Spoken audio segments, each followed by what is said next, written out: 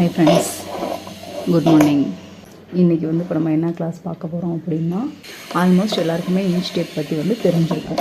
நான் வந்து எக்ஸ்பிளைன் பண்ண போகிறேன். ஓகேவா? இந்த நம்பர்ஸ் போட்டிருக்க வந்து இன்ச்சஸ்ஸு. அதே இந்த சின்ன சின்னதாக நம்பர்ஸ் போட்டிருக்கோம்ல, அது வந்து என்னதாக இருக்கும்? சென்டிமீட்டர். ஓகேவா? மெஷரிங் டேப்லேயே இந்த மாதிரி நிறையா வெரைட்டிஸ் இருக்குது. ஒரு சைடில் இந்த மாதிரி 2 நம்பர்ஸும் வர்ற மாதிரி இருக்கும், சைடில் இந்த மாதிரி 2 நம்பர்ஸ் வர்ற மாதிரி இருக்கும், இல்லைனா இந்த மாதிரி ஒரு சைடுக்கு ஒரு இது மட்டும் வர்ற மாதிரி கூட இருக்கும். நீங்கள் ஆல்மோஸ்ட் இந்த மாதிரி கூட வாங்கிக்கோங்க, உங்களுக்கு கன்ஃபியூஸ் ஆகாமல் இருக்கும். இந்த டேப்பு இது வந்து யூஸ் பண்ண தெரிஞ்சவங்க யூஸ் பண்ணிக்கோங்க.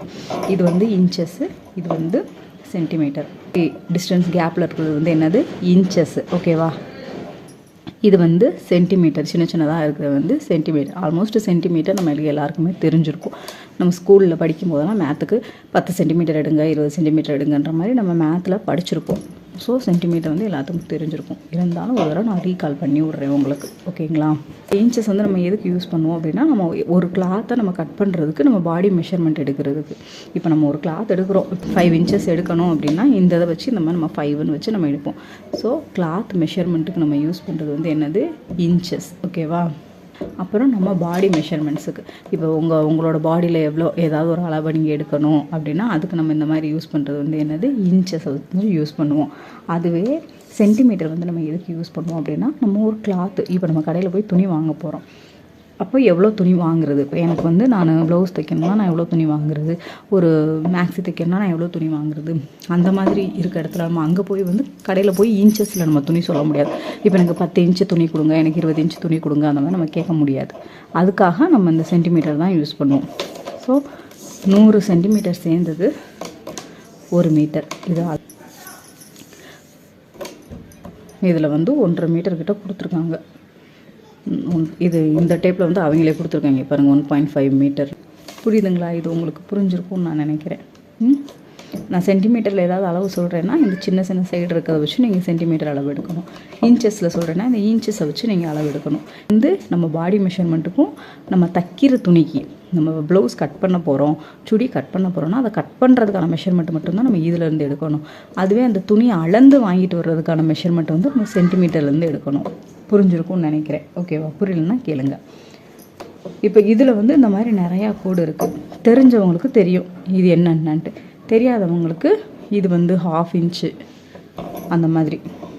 இங்கே 2 இருக்குது, இங்கே வந்து 1/2, அப்போ 2.25 இல்லைனா 2.25.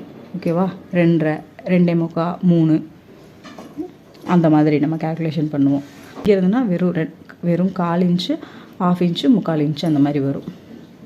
1 இன்ச்சு அப்படின்னு சொல்லிட்டு இன்ச்சு, 1/4 இன்ச்சு, 1/2 இன்ச்சு, 3/4 இன்ச்சு, இந்த 3 தெரிஞ்சாலே போதும். ஓகேவா? 1/4, 1/2, 3/4 இது தெரிஞ்சாலே உங்களுக்கு போதுமானது தான். அதை வந்து நம்ம 1/4 அந்த மாதிரி நம்ம 1/4 இன்ச்சுக்கு எழுதலாம், இல்லைன்னா 0.25 அப்படின்னு சொல்லலாம்.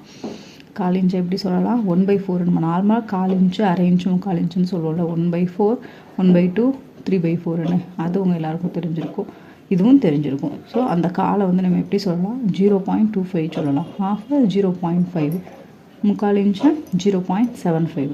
அதே தான் இப்போ 1 இன்ச்சில் வந்துச்சுன்னா 1.25. ஓகேவா? இங்கே வந்துச்சுன்னா 1.75, இது 1.5. அதுவே இங்கே எடுக்கிறீங்க, இப்போ இதுன்னா 3.5, 3.25 எடுங்க. நான் அந்த மாதிரி இப்போ ஒரு அளவு நம்ம சொல்லுவோம்.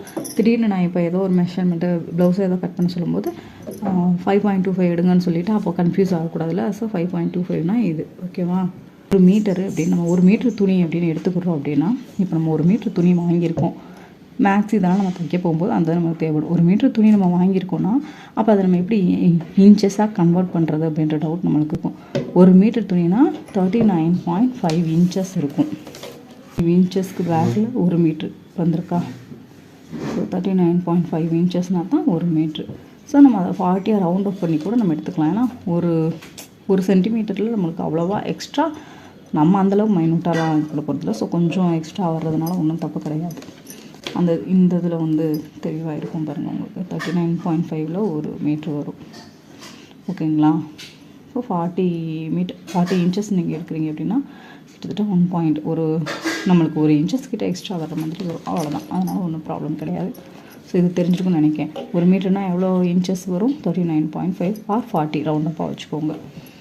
எதுக்கு அப்படி சொல்கிறேன் அப்படின்னா, நம்ம இப்போ ஒரு துணி எடுத்துகிட்டு வந்திருக்கோம், இன்னும் ஒரு 3 மீட்ரு 4 மீட்ரு எடுத்துகிட்டு வந்திருக்கோம். நம்ம தைக்கிறதுக்கு நம்மளுக்கு எவ்வளோ தேவைப்படும் அப்படிங்கும்போது நம்ம பார்த்து அதை கட் பண்ணி எடுக்கணும்ல. அதுக்காக நம்மளுக்கு அந்த ஒரு மீட்ரு துணினா எவ்வளோ இன்ச்சஸ் வரும் அப்படின்றதையும் நம்ம பார்த்து வச்சுக்கிறோம். ஸோ இப்போ உங்களுக்கு புரிஞ்சிருக்கும் மெஷரிங் டேப் பற்றின டீட்டெயில்ஸ்.